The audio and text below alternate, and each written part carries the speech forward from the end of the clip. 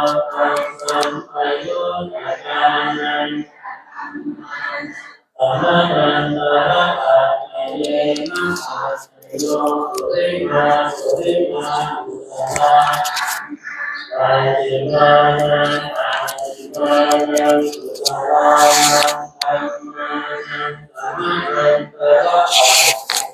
อกราบถวายความเคารพพระเถรานุเถระทุกท่านขอเจริญสุขญาติโยมสาธุชนที่กำลังเข้ามาติดตามรับชมการถ่ายทอดสดการจัดสาธยายพระไตรปิฎกเนื่องในงานวันส่งท้ายปีเก่าต้อนรับปีใหม่ณวัดมหาธาตุยุวราชรังสฤษฎ์แขวงพระบรมมหาราชวังเขตพระนครกรุงเทพมหานครภาพบรรยากาศที่สาธุชนที่ติดตามรับชมในขณะนี้เป็นกิจกรรมสาธยายพระไตรปิฎกในวันที่8ในจำนวนทั้งหมด10วันซึ่งวันนี้เป็นวันสิ้นปีพระพุทธศักราช2568คือวันที่31ธันวาคมพระพุทธศักราช2568พระสงฆ์ที่นำสาธยายพระไตรปิฎกวันนี้ก็คือท่านพระอาจารย์มหาไพโรจน์ญาณกุสโลปริยนธรรม9ประโยคผู้ช่วยเจ้าอาวาสวัดมหาธาตุยุวราชรังสฤษฎ์เจ้าคณะหมายเลข7ขออภัยเจ้าคณะหมายเลข6ซึ่งกำลังนำพระสงฆ์และสามเณรตลอดจนอุบาสกอุบาสิกาคณะญาติโยมที่เดินทางเข้ามาร่วมงานในวันสิ้นปีคือวันที่31ธันวาคมประจำปีนี้ซึ่งวัดมหาธาตุยุวราชรังสฤษฎ์ได้จัดงานส่งท้ายปีเก่าต้อนรับปีใหม่เป็นครั้งแรกในประวัติศาสตร์ของวัดซึ่งไม่เคยจัดมาก่อนแล้วก็ได้เริ่มงานมาตั้งแต่วันที่24ธันวาคมที่ผ่านมาจนถึงวันนี้31ธันวาคมเป็นวันที่8ของงานแล้วท่านผู้ฟังท่านผู้ชมทุกท่านและในวันนี้ได้มีโอกาสมาไลฟ์สดให้กับญาติโยมที่เป็นเพื่อนๆทาง Facebook แล้วก็ครูบาอาจารย์พระเถรานุเถระที่เป็นเพื่อนทาง Facebook ได้ติดตามรับชมภาพบรรยากาศสดๆกันซึ่งอยู่ที่บริเวณลานสนามหญ้าข้างพระมณฑปพระศรีรัตนมหาธาตุเจดีย์และตัวกระผมและอาตมาภาพเองก็ยืนไลฟ์สดอยู่บนอาคารของพระวิหารหลวงซึ่งเป็นด้านหน้าเพราะฉะนั้นในวันนี้ตั้งแต่เวลา 16 นาฬิกาเป็นต้นมาการสาธยายพระไตรปิฎกได้เริ่มขึ้นอย่างเป็นทางการแล้วก็จะมีกิจกรรมต่อเนื่องไปจนกระทั่งถึงรุ่งเช้าของอีกวันหนึ่งในวันนี้ใครที่เข้ามาติดตามรับชมแล้วก็สามารถเข้าไปรับชมการถ่ายทอดสดในเพจ Facebook ของวัดมหาธาตุยุวราชรังสฤษฎ์ได้อีกช่องทางหนึ่งซึ่งท่านที่สนใจก็สามารถติดตามรับชมบรรยากาศอีกมุมหนึ่งของการถ่ายทอดที่ทางวัดได้ดำเนินการอยู่ณขณะนี้อาตมาภาพจะทิ้งจะโพสต์ลิงก์ของวัดมหาธาตุยุวราชรังสฤษฎ์ไว้ใน Facebook ให้สาธุชนได้เข้าไปกดเพื่อติดตามรับชมภาพบรรยากาศอีกมุมหนึ่งของทางวัดที่กำลังจัดกิจกรรมอยู่ในขณะนี้ด้วยนะโยมนะตอนนี้การสาธยาย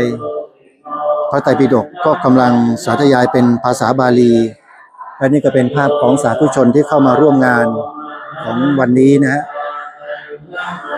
อาตมาจะแผนกล้องไปให้ท่านได้เห็นภาพบรรยากาศโดยทั่วไปในพื้นสนามในขณะนี้ซึ่งถือว่ามีผู้คนมาเป็นจำนวนเต็มสนามเลยนะวันนี้แล้วก็ล้นเข้าไปสู่บริเวณภายในวิหารคตด้านในเป็นที่น่าชื่นใจมากนะวันนี้มีญาติโยมมากันเยอะเลยแล้วก็มีชาวต่างประเทศก็มาร่วมสาธยายพระไตรปิฎกอยู่ด้วยนะเดี๋ยวจะมาซูมกล้องไปให้ท่านได้เห็นกันอยู่ไกลๆตรงนู้นเลยโยม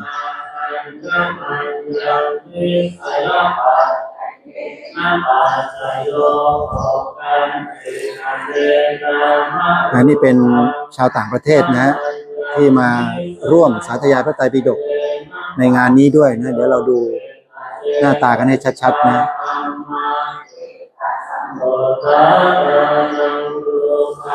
ต้องอาจจะซูมได้ขนาดนี้นะโยมนะก็อาจจะไม่ชัดเจนเท่าที่ควรก็ต้องขออภัยด้วยเพื่อให้ทุกท่านได้เห็นบรรยากาศโดยทั่วไปของการสาธยายพระไตรปิฎกซึ่งมีชาวต่างประเทศเนี่ยเข้ามาร่วมกิจกรรมในครั้งนี้ด้วย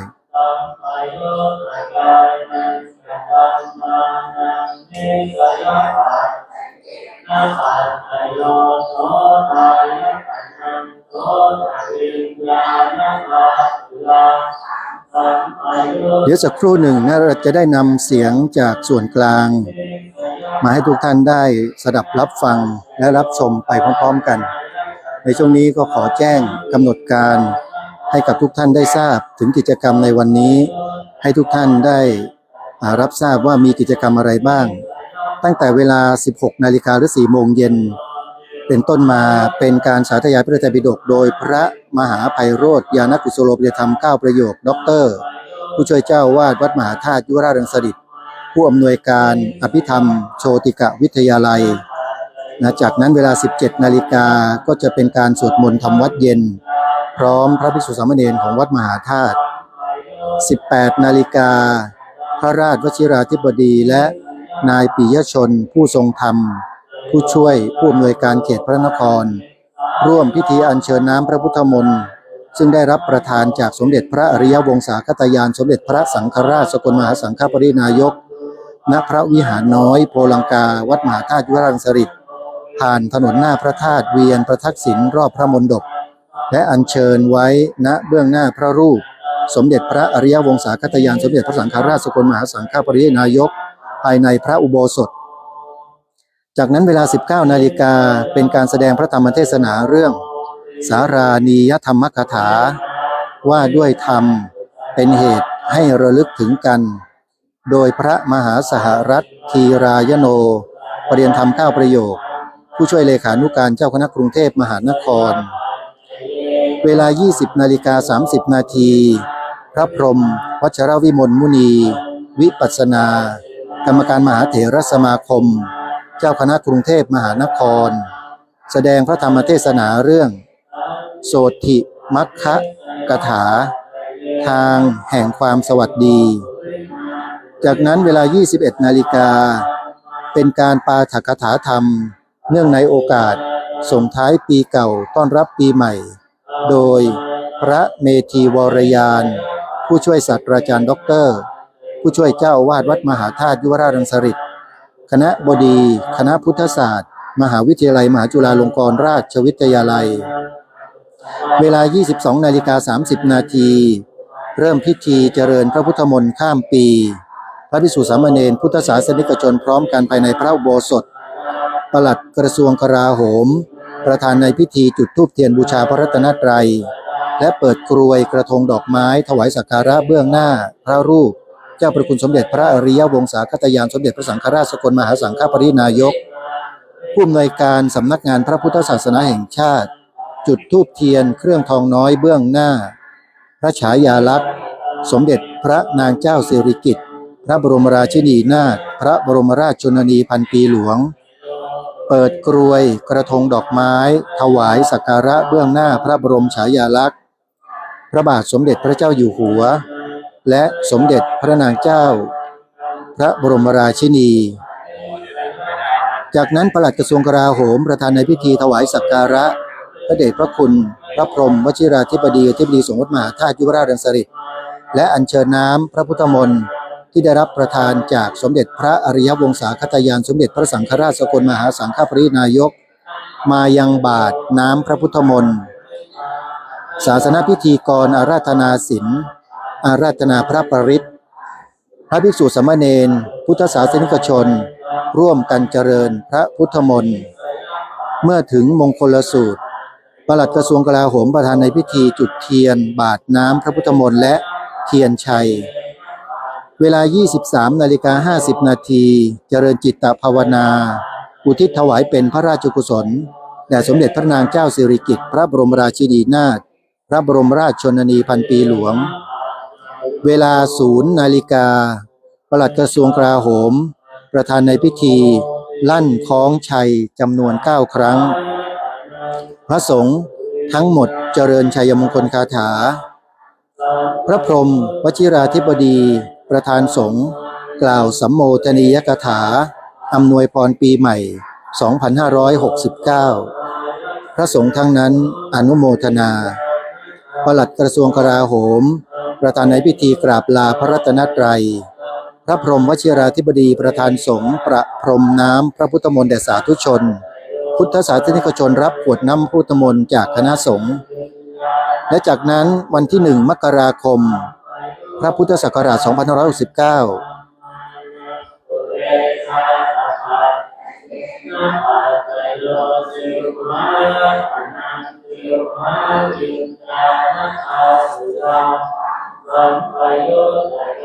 จะมีการเจริญพระพุทธมนต์มหาสมัยสูตรนำโดยท่านเจ้าคุณพระสรพานกวีผู้ช่วยเจ้าวาดวัดมหาธาตุยุวราชรังสฤษฎ์เวลา2 นาฬิกาแสดงพระธรรมเทศนารับปีใหม่โดยพระครูภาวนาวิธานวิปัสสนาผู้ช่วยเจ้าวาดวัดมหาธาตุยุวราชรังสฤษฎ์พระธรรมทูตสายประเทศอังกฤษเวลา3 นาฬิกาแสดงพระธรรมเทศนาโดยพระมหาสุภชัยปิยธรรมชโยปริยนธรรม5ประโยคด็อกเตอร์ผู้ช่วยเจ้าวาดวัดมหาธาตุยุวราชรังสฤษฎ์ผู้อำนวยการโรงเรียนพุทธศาสนาวันอาทิตย์เวลา4 นาฬิกาเจริญพระพุทธมนต์ธรรมจักรปวัตนสูตรและมงคลจักรวาลใหญ่นำโดยพระครูพิสิทธิ์ธรรมพิสุทธิ์ด็อกเตอร์ผู้ช่วยเจ้าวาดวัดมหาธาตุยุวราชรังสฤษฎ์จากนั้น6 นาฬิกา30 นาทีประกอบพิธีตักบาตรทำบุญพระสงฆ์38 รูปรอบพระมณฑปเพื่อความเป็นสิริมงคลรับปีพระพุทธศักราช2569เป็นอันจบพิธีกรรมสวดมนต์ข้ามปีนี่เป็นกำหนดการทั้งหมดของวันนี้และข้ามวันไปในวันพรุ่งนี้และเดี๋ยวจะนำกำหนดการเหล่านี้โพสต์ให้กับสาธุชนได้เห็นใน Facebook ที่จะให้ทุกท่านได้ติดตามรับชมกันช่วงนี้การสาธยายพระไตรปิฎกก็กำลังดำเนินไปโดยลำดับนะโยมนะเดี๋ยวเราไปฟังบรรยากาศสดๆภายในพื้นที่โดยพร้อมเพรียงกัน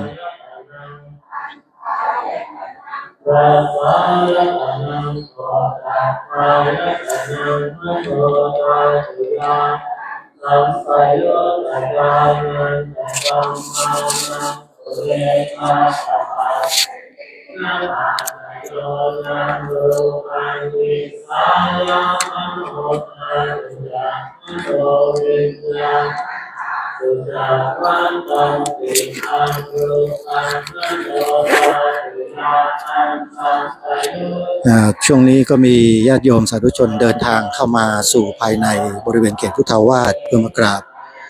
สถานที่ศักดิ์สิทธิ์กันเป็นจำนวนมากบรรยากาศทั้งภายในอุโบสถ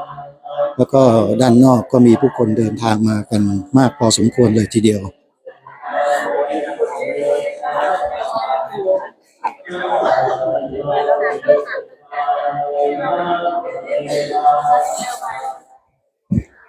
เดี๋ยวเราไปฟังบรรยากาศของการสาธยายพระไตรปิฎกโดยพร้อมเพรียงกัน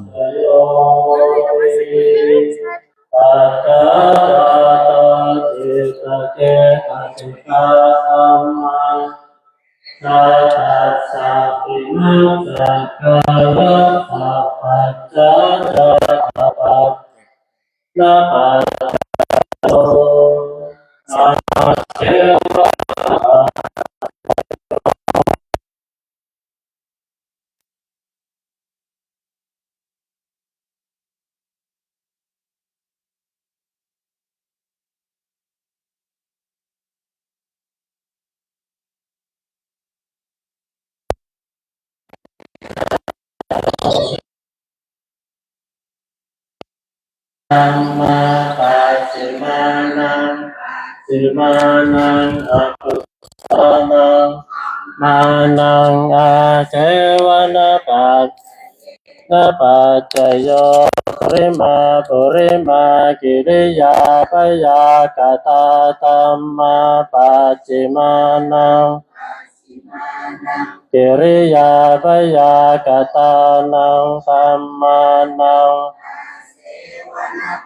ใจเหนะปัจจโยกัมมะปัจจโยติกุศลากุศลังกัมมังวิปาขันตานังกตตาจะรูปานังกัมมะปัจจโยเจตนาสัมปยุตตกานังมานังตังกโมตานานันจารูปานังมะปัจจเยนะปัจจโยวิปากะปัจจโยติวิปากาจัตตารกันตาอัญญมัญญังวิปากปัจจเยนะปัจจโยอาหาระปัจจโยติกาภริการโรอาหารโรอิมัสสกายัสสะระปัจจเยนะปัจจโยอโรปิโนอาหาราปยุตตกานังธัมมานังตังสมุตนานันจารูปานังอาหารปัจจเยนะปัจจโยอินทริยปัจจโยติจักขุนทริยังจักขุวิญญาณสัมปยุตตกานันจะธัมมานังทริยปัจจเยนะปัจจโยโสตินทริยังโสตวิญญาณ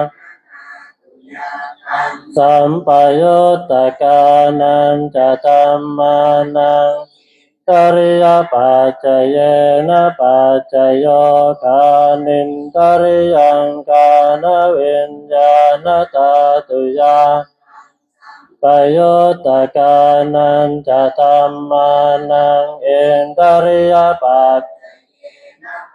จโยจิวหินทริยังจิวหาวิญญาณตาตุยาสัมปยุตตกานันจะธัมมานังทริยปัจจเยนะปัจจโยกายินทริยังกายวิญญาณตาตังสัมปยุตตกานันจะธัมมานังเอนทริยปัจรูปเจวิตินทริยังกตตารูปานังเอนทริยปัจนะปัจจโยอโรปิโน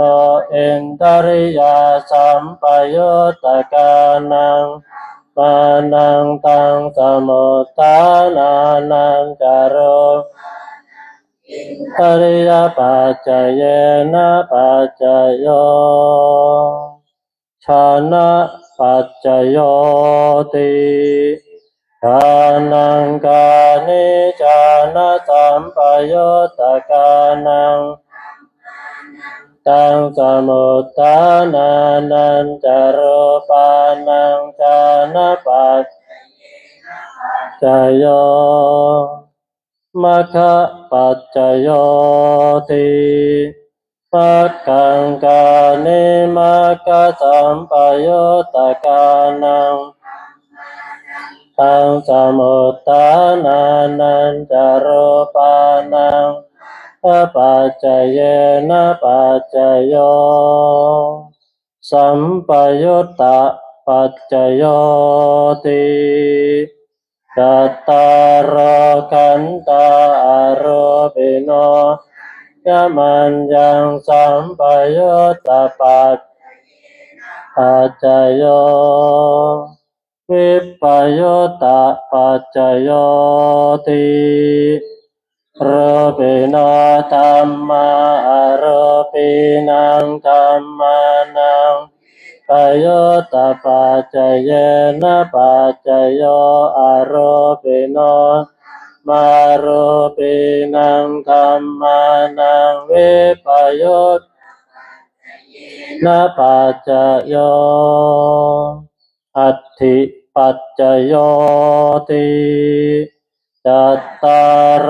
กันตาอโรปิโนสมัญญังอธิปัจจโยจัตตารมหาภูตาอัญญมัญญังติปัจจเยนะปัจจโยอกกันติกเนนะมะรูปังยมัญญังอธิปัจนะปัจจโยเจตเจตสิกาธัมมาเจตสมุทฐานานังรูปานังนะปัจจโยมหาภูตาอุปาทารูปานังนะปัจจโยจักขายตนังจักขุวิญญาณตาตุยาสัมปยุตตกานันจะธัมมานังอธิปัจนะปัจจโยโสตายตนังโสตวิญญาณตาตุยาสัมปยุตตกานันจะธัมมานังอธิปัจจโยกานายตนังกานวิญญาณตาตุยาสัมปยุตตกานันจะธัมมานังอธิปัจนะปัจจโยชิวหายตนังชิวหาวิญญาณตาตุยาปยุตตกานันจะธัมมานังอธิปัจกายายตนังกายวิญญาณตาตุยาสัมปยุตตกานันจะธัมมานังอธิปัจนะปัจจโยรูปายตนังจักขุวิญญาณตาตุยาสัมปยุตตกานันจะธัมมานังอธิปัจสัตตายตนังโสตวิญญาณตาตุยาสัมปัจจโยคันตายตนังกานวิญญาณตาตุยาปยุตตกานันจะธัมมานังอธิปัจจโยระสายตนังชิวหาวิญญาณตุยาตังสัมปยุตตกานันจะธัมมานังติปัจจเยนะปัจจโยโพธัพพายตนังกายวิญญาณตาตุยาจะธัมมานังอธิปัจจเยนะปัจจโยรูปายตนังสัตตายตนังยตนังระสายตนังโพธัพพายตนังมโนตาตุยาตังสัมปยุตมานังอธิปัจจเยนะปัจจโยยังรูปังนิสสายมโนตาตุจาวิญญาณตาตุจาวัตตันติตังรูปังมโนตาตุยาจะมโนนาตาตุยาจะตังสัมปยุตตกานันอธิปัจจเยนะปัจจโยนัตถิปัจจโยติสัมมนันตระนิรุตตาจิตตเจตสิกาธัมมาเจตเจตสิกานังธัมมานังนาติปัจนะปัจจโยวิคตะปัจจโยติสัมมนันตระวิคตาจิตตเจตสิกาธัมมาปตุปปันนาเจตเจตสิกานัง วิกตปัจจเยนะปัจจโยอวิคตปัจจโยทิจัตตารโอกันตาอรูปิโนอัญญมัญญะอวิคตปัจนะปัจจโยจัตตารโอมหาภูตาอัญญมัญญังอวิคตปัจ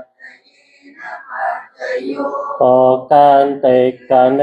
นะมะรูปังอัญญมัญญังอวิคตปัจ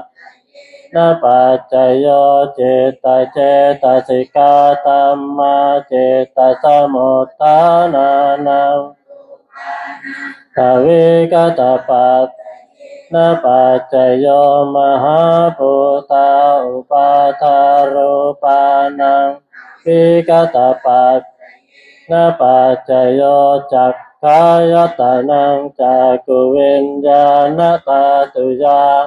สัมปยุตตกานันจะธัมมานังอวิคตปัจจโยโสตายตนังโส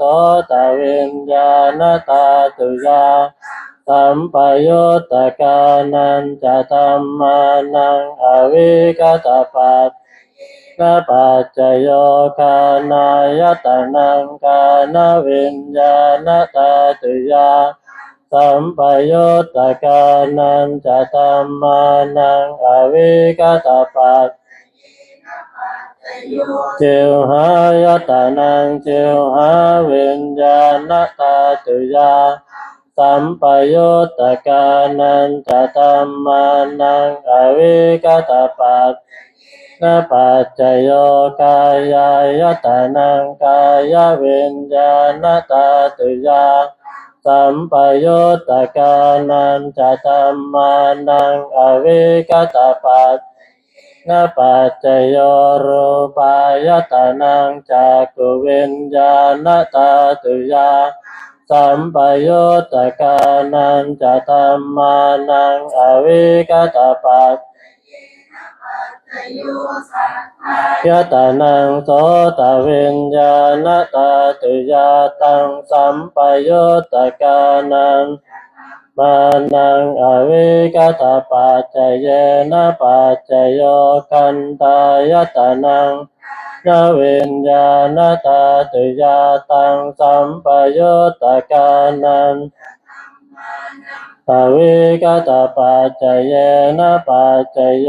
ระสายตนังจิวหาวิญญาณตาตังสัมปยุตตกานังมานังอวิคตปัจนะปัจจโยโพธตัปปายตนังกายวิญญาณตาตุยากานันจะธัมมานังอวิคตปัจนะปัจจโยรูปายตนังสัตตายตนังตายตนังรสายตนังโพธตัปปายตนังมโนตาตุยาตังสัมปยุตนังอวิคตปัจจเยนะปัจจโยยังรูปังนิสสายมโนตาตุจาวิญญาณตาตุจาวัตตันติตังรูปังมโนตาตุยาจะมโนนาตาตุยาจะตังสัมปยุตตกานันจะธัมมานังอวิคตจเยนะปัจจโยติปัจจยนิเตโสนิติโตสาธุสา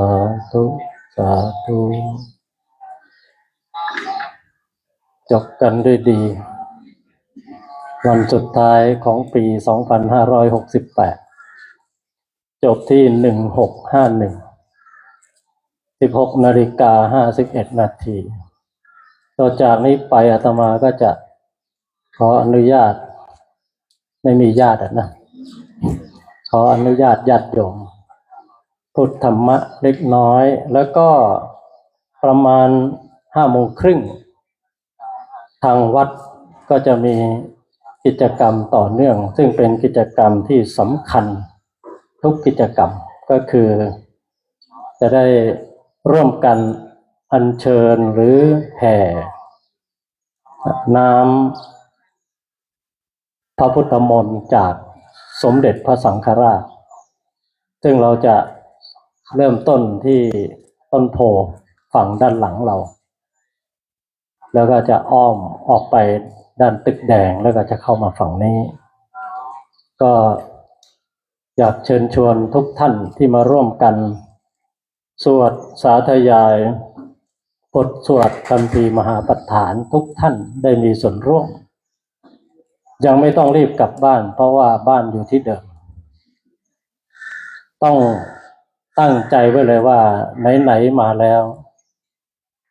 ไหนๆมาแล้วจะอยู่ให้ถึงพรุ่งนี้หรือปีหน้าใช่ไหมจะอยู่ให้ถึงพรุ่งนี้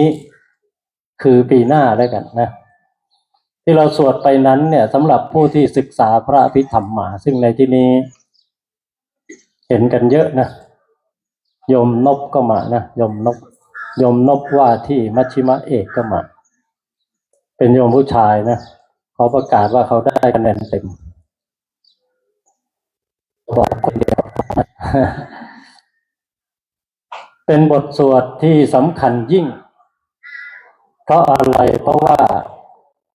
ทุกอย่างที่มีการเกิดมีการดับล้วนแล้วแต่อยู่ในนี้ทั้งนั้นก็คืออยู่ในปัจจัย24ภาษาย่อๆเราจะเรียกว่าปัจจัย24แต่ญาติโยมเนี่ยมีปัจจัยเยอะนะมีปัจจัยเยอะเกิน24แต่ถ้าเราสาธยายอยู่เนืองๆอย่างน้อยวันละ1 ครั้งสิ่งที่เกิดขึ้นกับเราโดยเราไม่รู้ตัวก็คือมหากุศลเจตนามหากุศลจิตเพราะอะไรเพราะว่าสิ่งที่เราร่วมกันสาธยายไปนั้นเนี่ยคือพุทธพจน์แท้ที่ไม่แพ้พระวินัยและพระสูตรเป็นพุทธพจน์แท้ที่ไม่แพ้พระวินัยและพระสูตรเพราะอะไรเพราะออกมาจากพระโอษฐ์ขององค์สมเด็จพระสัมมาสัมพุทธเจ้าเช่นเดียวกันกับพระวินัยทุกสิกขาบทเช่นเดียวกันกับพระสูตรทุกสูตรหลังจากที่พระพุทธเจ้าท่านได้แสดงพระอภิธรรมให้แก่พระสารีบุตรที่เป็นมนุษย์เป็นพระภิกษุเป็นอริยสาวกรูปเดียวนะที่ได้รับการถ่ายทอดพระอภิธรรมปิฎกจากพระพุทธเจ้าจากนั้นท่านก็นำเผยแพร่ต่อมาจนถึงทุกวันนี้ไม่ใช่คำแต่เป็นพระพุทธเป็นส่วนพระพุทธเจ้าแสดงครั้งแรกจริงจะร้องพร้อมกันก็ได้นะบนสวรรค์อย่างที่ทุกท่านทราบแล้วก็โดยรวมแล้วเนี่ยเป็นเรื่องที่เกี่ยวข้องกับชีวิตทุกชีวิตเพราะอะไรเพราะว่าทุกชีวิตคือสิ่งที่เกิดดับเหมือนกันทุกชีวิตไม่มีชีวิตไหนเกิดแล้วไม่ดับหรือไม่ตายมีแต่ชีวิตตายแล้วไม่เกิดและตายแล้วเกิดส่วนเกิดแล้วไม่ตายถ้าเราเข้าใจหลักการนี้เนี่ยเราสามารถศึกษาในโลกปัจจุบันเนี่ยเรามีสถานที่สำหรับให้การศึกษาพระอภิธรรมทั่วประเทศไทยจำนวน26จังหวัด26ปัจจุบันที่การเรียนการสอน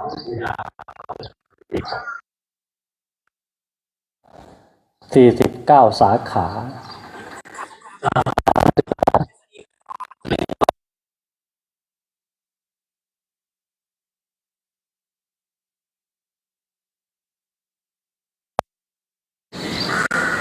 ที่สำคัญเนี่ยมันต้องมีการเคลื่อนไหวสมอง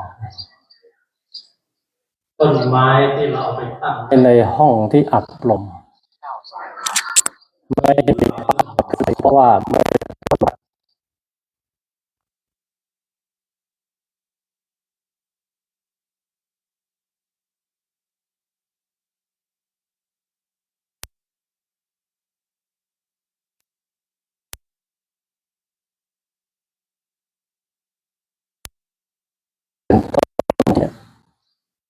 มีไปก็เหมือนตายแล้ว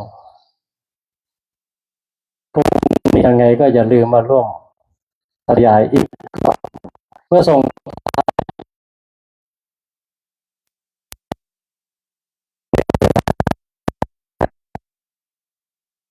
รับปีใหม่ปีมหาประธานเช่นวันนี้เนี่ยถือว่าทรงเดชนะนี้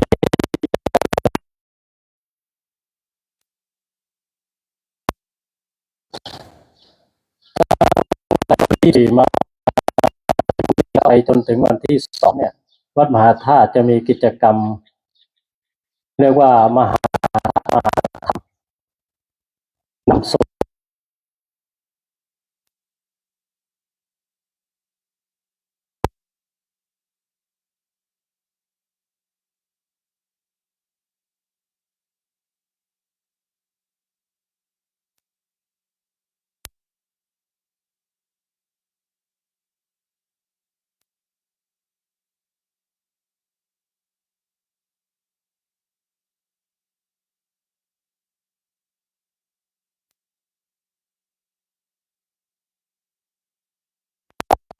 ผมจะพูดว่าส่งท้ายปีเก่าต้อนรับปีใหม่นั่นเรื่องที่ไม่เป็นบุญไม่เป็นกุศลเนี่ยเราทำกันมาเยอะแล้วแต่ถ้าถามว่าจำได้ไหมไม่มีใครจำได้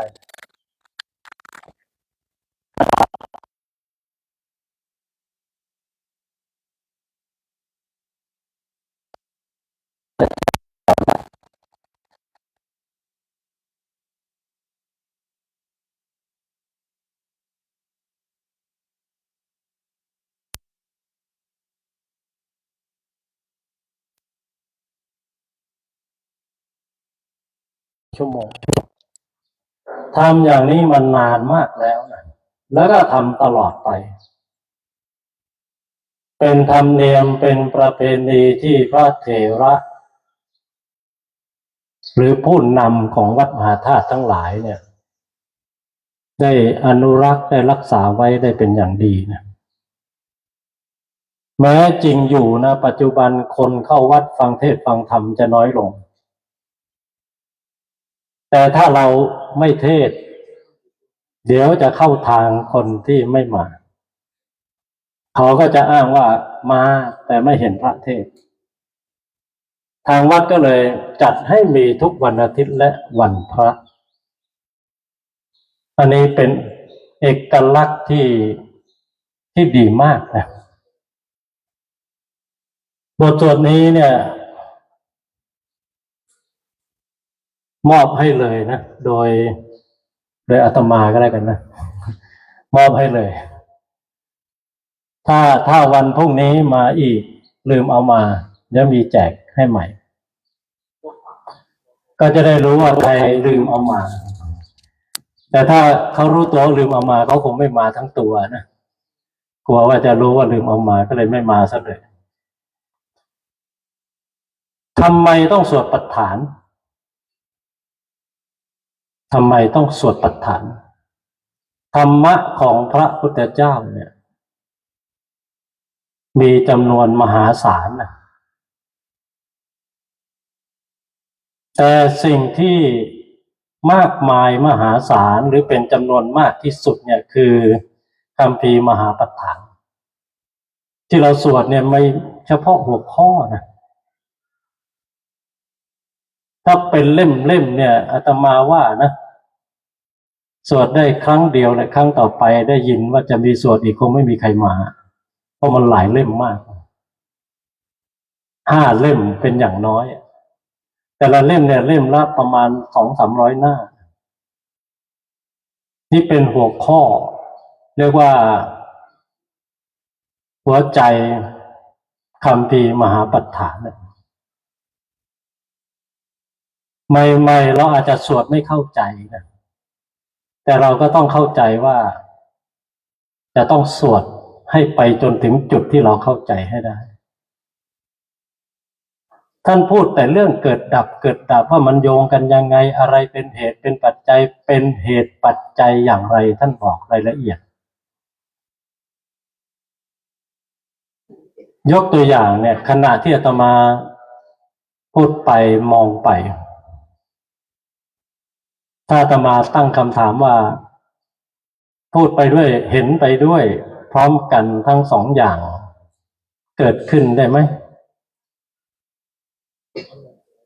ไม่มีคำตอบสายศีรษะแปลว่าไม่รู้หรือว่าไม่ได้มันเกิดขึ้นพร้อมกันไม่ได้ส่วนใหญ่คนมักจะตอบว่าได้นะถ้าบอกว่าได้อาตมาบอกว่าเก่งกว่าพระพุทธเจ้าเนี่ยรับรู้ทีละอารมณ์นะรู้ทุกอย่างจริงแต่ไม่ได้รู้ทุกสิ่งพร้อมกัน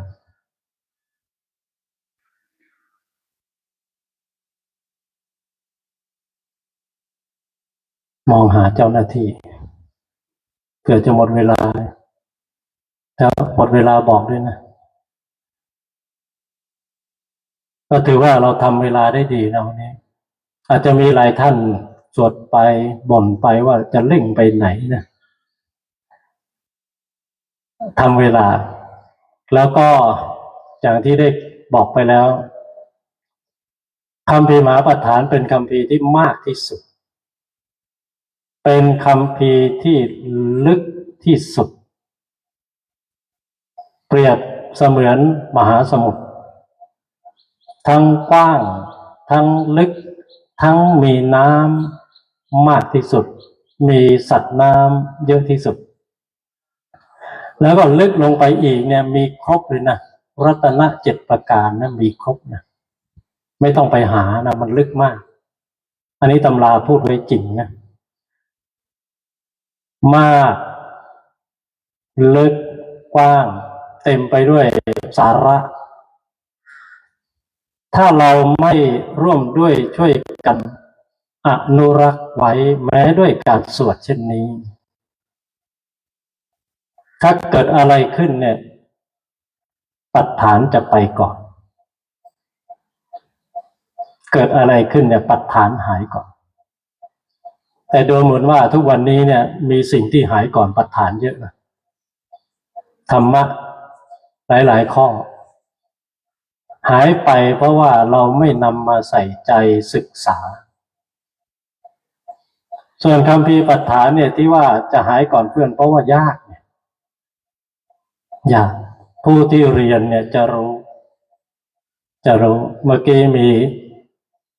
ว่าที่พิธรรมบัณฑิตรุ่น62คนหนึ่งเดินมาเห็นอาตมายืนอยู่กับอาจารย์มหาธีรโชติเขาไม่เห็นไงเขาเห็นปุ๊บก็ตกใจเขาตกใจเสร็จเขาดีใจแล้วเขาก็บอกว่าโยมได้บีอาตมาก็เลยบอกว่าวันที่2คนทำได้ไม่ค่อยเยอะแต่ก็ผ่านหมดนะรุ่นนี้ผ่านหมดลงชื่อสอบ125สอบได้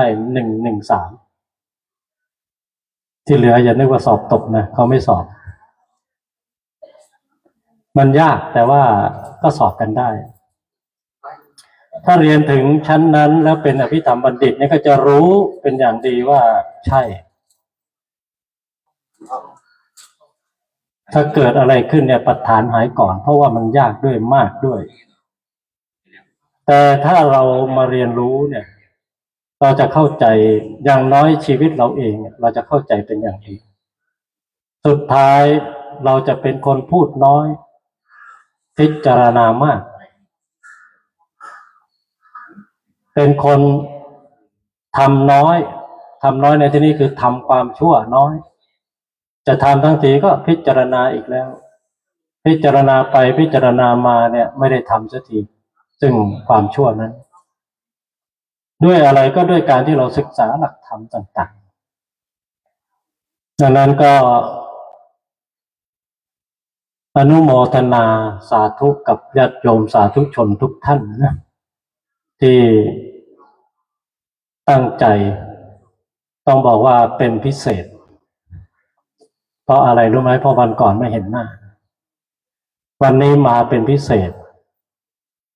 อาจจะเป็นเพราะปัจฐานอาจจะเป็นเพราะวันสุดท้ายแห่งปี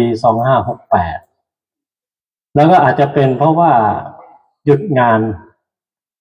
แต่ที่แน่ๆอาตมามองว่ามาด้วยใจตั้งใจที่จะมาสร้างบุญสร้างกุศลด้วยการสาธยายพระไตรปิฎกซึ่งวันนี้เป็นส่วนของพระอภิธรรมปิฎกบุญนี้ไม่น้อยแต่ที่สำคัญ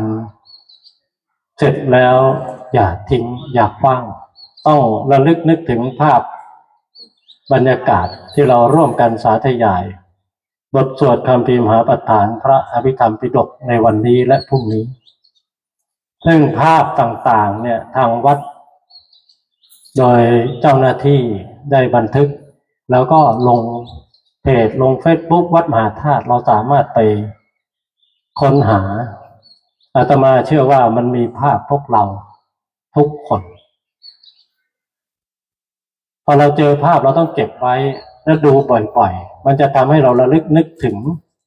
ภาพที่เรานั่งร่วมกันแบบนี้ถือว่าเป็นจำนวนมากเลยทีเดียวนะต้องบอกว่าจำนวนมากมันก็จะทำให้จิตเป็นกุศลที่เรียกว่าอัปปรเจตนาอันนี้สำคัญที่สุดนะ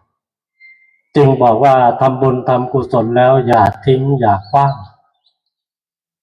สิ่งที่ทำแล้วควรทิ้งควรขว้างออกไปก็คือบาปอกุศลมันจึงจะถูกหลักการนะทุกวันนี้ส่วนใหญ่ทำแล้วไม่ทิ้งไม่ขว้างกลายเป็นเรื่องบาปเรื่องอกุศลเรื่องกิเลสทำแล้วทิ้งขว้างเนี่ยกลับกลายเป็นเรื่องบุญเรื่องกุศลเรื่องดีๆมันกลับกันแล้วเราต้องกลับให้มันถูกทางทำแล้วอย่าทิ้งอย่าขว้างคือความดีกุศลต่างๆถ้าทำแล้วต้องทิ้งต้องขว้างคือความชั่วอกุศลต่างๆก็ขอให้ญาติโยมสาธุชนทุกท่านที่ตั้งจิตตั้งใจเป็นมหากุศลเจตนาอย่างยิ่งเดินทางจากบ้านที่พักของตนมายังวัดมหาธาตุยุวราชรังสฤษฎ์บริเวณสนามหญ้าข้างพระมณฑปร่วมกันตั้งใจสาธยายพระอภิธรรมปิฎกบทสวดคัมภีร์มหาปฐานขอให้ญาติโยมสาธุชนทุกท่านนั้นเป็นผู้ที่มีสุขภาพแข็งแรงสมบูรณ์ปราศจากทุกโศกโรคภัยใดๆทั้งสิ้นสมปรารถนาในทุกสิ่งทุกอย่างตามที่ตั้งใจไว้ได้รับอานิสงส์ผลบุญที่บำเพ็ญไว้ด้วยตนเองนั้นๆโดยเร็วพลันและเป็นผู้ที่มีโอกาสดีๆในการบำเพ็ญกุศลความดีให้แก่ชีวิตตนเองและสังคมสืบไปโดยทั่วหน้ากันทุกท่านเถิดพอ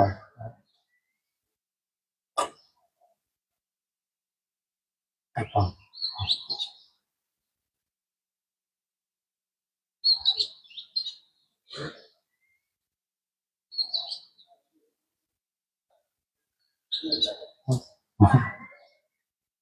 ไม่ได้เสียงตรงนี้ไม่ได้ใช้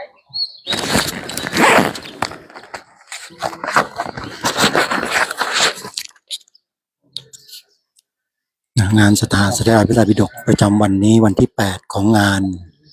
ก็เสร็จสิ้นลงแต่เพียงเท่านี้ในช่วงเวลาต่อไปก็จะเป็นการถวายเครื่องทยธรรมแด่ประธานผู้นำสาธยายพระไตรปิฎกก็คือท่านพระมหาไพโรจน์ญาณกุสโลประเรียนธรรม9ประโยคผู้ช่วยเจ้าวาดวัดมหาธาตุยุวราชรังสฤษฎ์ผู้อำนวยการอภิธรรมโชติกาวิทยาลัย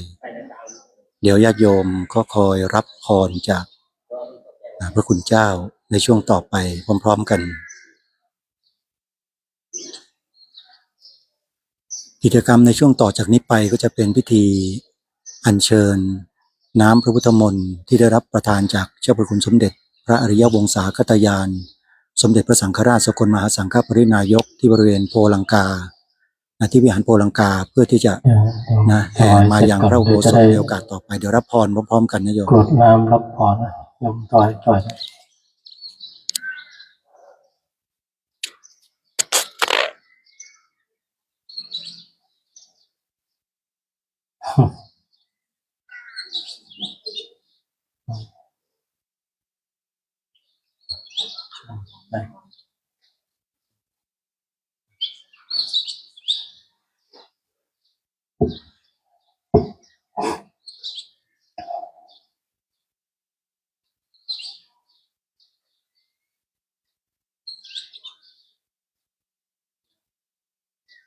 เสร็จจากนี้ก็อย่าลืมไปร่วมกัน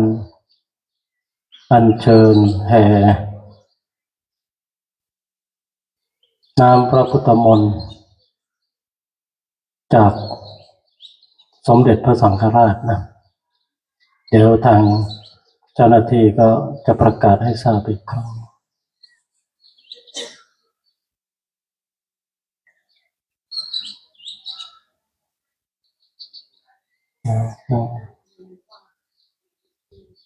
นั่งกัน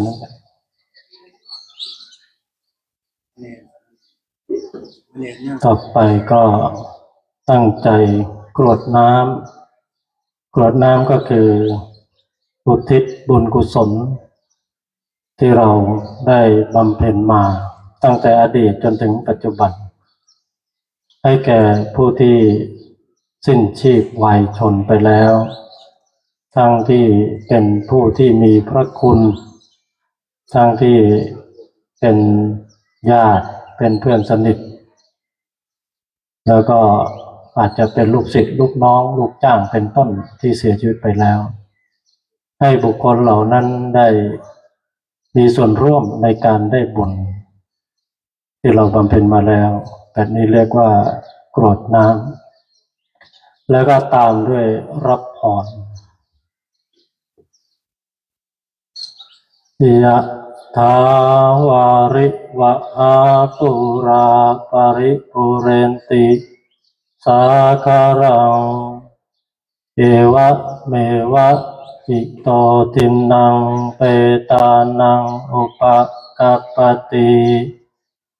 อิจิตังปฏิตังตุมหังคิปะเมวะสวิชชตุ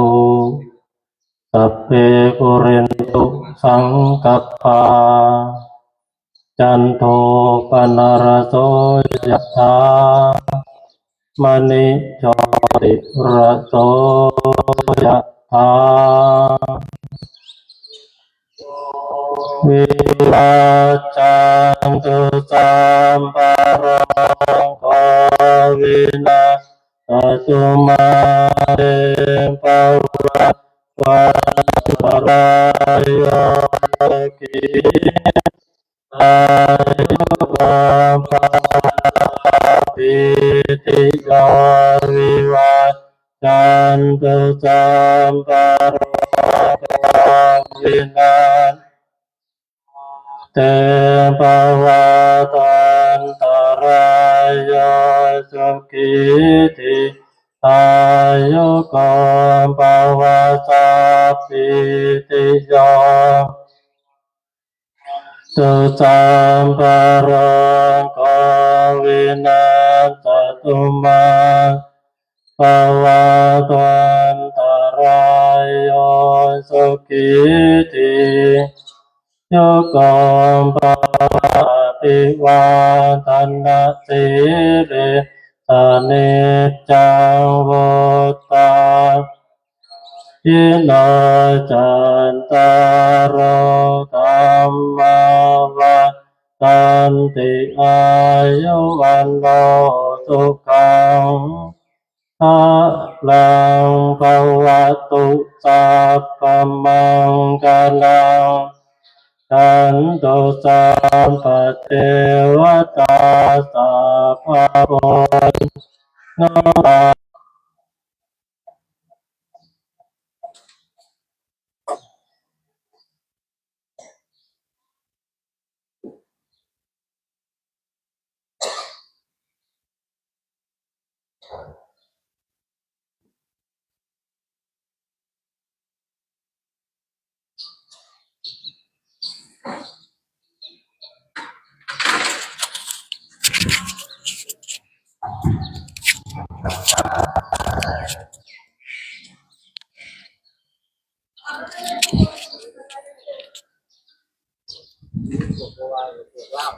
งานสถาปนาขอไปงานสาธยายพระไตรปิฎกประจำวันพฤหัสบดีประวันวันพุธที่31ธันวาคมพระพุทธศักราช2518ซึ่งเป็นวันที่ 8 ของงานก็ได้เสร็จสิ้นลงแต่เพียงเท่านี้กำหนดการในช่วงต่อไปก็จะเป็นอัญเชิญมาประดิษฐานไว้นะภายในวิหารโพลังกาซึ่งอยู่บริเวณด้านทิศตะวันออกเฉียงเหนือของวัดมหาธาตุซึ่งจะได้อัญเชิญแห่เข้ามายังภายในพระอุโบสถวัดมหาธาตุยุวราชรังสฤษฎ์ในช่วงต่อไปในช่วงนี้เดี๋ยวเราพักการถ่ายทอดสดกันไว้สักครู่หนึ่งเพื่อที่จะเตรียมการในการถ่ายทอดภาพบรรยากาศของการแห่อัญเชิญน้ำพระพุทธมนต์ดังกล่าวที่บริเวณวิหารโพลังกาในโอกาสต่อไปขอยุติการไลฟ์สดในช่วงแรกไว้แต่เพียงเท่านี้ท่านผู้ชมเดี๋ยวสักครู่หนึ่งเรามาติดตามรับชมโอกาสในช่วงต่อไปและกิจกรรมต่อไปเดี๋ยวเราจะไปรอกันอยู่ที่วิหารโพลังกาแล้วก็จะเดินแห่อัญเชิญมาตามถนนหน้าพระธาตุเข้าสู่บริเวณประตูวิหารพุทธทิศตะวันออกเข้าสู่พระอุโบสถในโอกาสต่อไปขอยุติการไลฟ์สดไว้ชั่วคราวไว้เท่านี้ก่อนท่านผู้ชมเดี๋ยวสักครู่เราติดตามรับชมกันต่อขอเจริญพรนำสาธยาย1 วันสถานที่ก็จะใช้ในพระอุโบสถ